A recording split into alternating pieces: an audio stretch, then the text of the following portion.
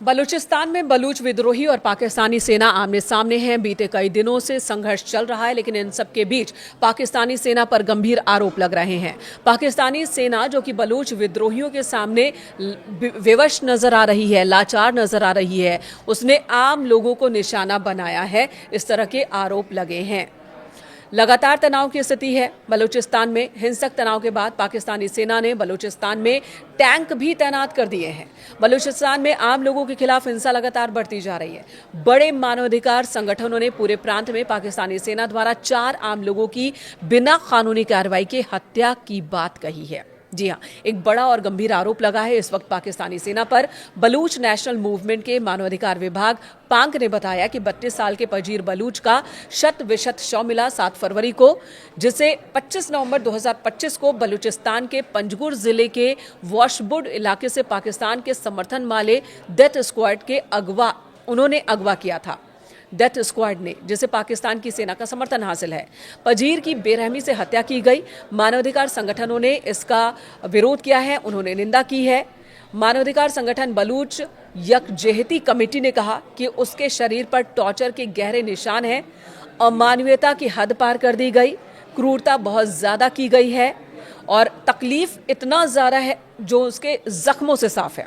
ये सिर्फ हत्या नहीं है, एक इंसानियत के खिलाफ जुर्म है, इस तरह की बात कही जा रही है। एक अलग घटना में BYC ने कहा कि 35 साल के करीम जान की टॉर्चर करने से हत्या हो गई और उनकी बॉडी लगभग 1 महीने तक गैर कानूनी तरीके से हिरासत में रखने के बाद 1 फरवरी को पंजगुर के बालगाथर इलाके में फेंका गया है।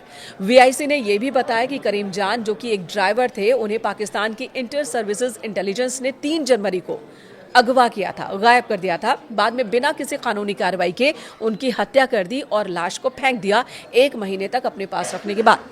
VIC ने यह भी दावा किया है कि यह मामला उन बलूच लोगों की बढ़ती लिस्ट में शामिल हो गया है जिन्हें बिना किसी जवाबदेही के गायब कर दिया गया, मार दिया गया या फिर उन्हें छोड़ दिया गया, जो बलूचिस्तान में सरकारी संस्थाओं के अमानवीय कृत्य को दिखाता है। इसके अलावा पांक ने बताया कि पंजगुर के वॉशवुड इलाके के एक दिहाड़ी मजदूर जो कि 20 साल के मलंग है, उन्हें भी 29 जनवरी को उनके इलाके से अगवा किया गया था। पाकिस्तान के समर्थित एक हथियारबंद समूह ने ही बिना किसी कानूनी कार्रवाई के उन्हें मार डाला अपहरण के बाद। बलूचिस्तान में एक और क्रूर घटना को पांक ने सबके सामने रखा है। पांक ने बताया कि डुकी जिले के किल्ली सफर अली जंगल इलाके के एक किसान, जिनकी उम्र 44 साल है, वो भी गायब हो गए थे। महीनों गायब रहने के बाद 4 जनवरी को उनकी भी डेड बॉडी मिली है। उन्हें पाकिस्तान के काउंटर टेररिज्म डिपार्टमेंट, जिसे CTD कहते हैं, उसने 4 जून 2025 को अपने घर के पास से नमाज पढ़ते वक्त हिरासत में लिया था। इस घटना पर चिंता जताई जा रही है। VIC ने कहा कि आज के बलूचिस्तान में कोई भी सुरक्षित नहीं है, न मजदूर, न किसान और यहां तक कि मस्जिदों में नमाज पढ़ने वाले लोग भी नहीं। पाकिस्तानी सरकार ने इस इलाके को मिलिट्री जोन में तब्दील कर दिया है। यहां कानून की जगह दमन ने ले ली है और लोगों को गायब करना अब आम बात हो गई है।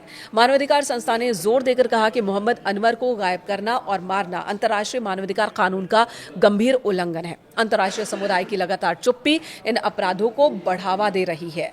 जब दुनिया नजरें फेर लेती है तो बलूच परिवारों को सच्चाई, न्याय और जवाबदेही से दूर रखा जाता है। तो इस तरह की बात उन्होंने कही है। इसी बीच बलूच विद्रोहियों का ये भी कहना है कि हम पाकिस्तानी सेना के जुल्म के खिलाफ अपनी आवाज उठाते रहेंगे और बलूच विद्रोहियों से भिड़ना, लड़ना पाकिस्तान की सेना के लिए आसान नहीं है। और ये बात खुद पाकिस्तान के रक्षा मंत्री कह चुके हैं। उन्होंने संसद में ये बात कही कि बलूच विद्रोहियों से लड़ना हमारी सेना के बूते के बाहर है। उनके पास अत्याधुनिक हथियार है, वो बहुत अच्छी तरीके से ट्रेंड हैं और जिस इलाके में लड़ाई हो रही है उस इलाके से पूरी तरह से वाकिफ है। ऐसे में पाकिस्तानी सेना बेबस है। पाकिस्तान को और सेना की ज़रूरत है और ज़्यादा टैंक की ज़रूरत है। तो ये तो रक्षा मंत्री कह चुके हैं और यही वजह है कि पाकिस्तानी सेना जब सीधे लड़ाई में जीत नहीं पाती है तो फिर वहाँ के आम लोगों को उठाती है, टॉर्चर करती है और मारती है। इस तरह की बातें कही जा रही है।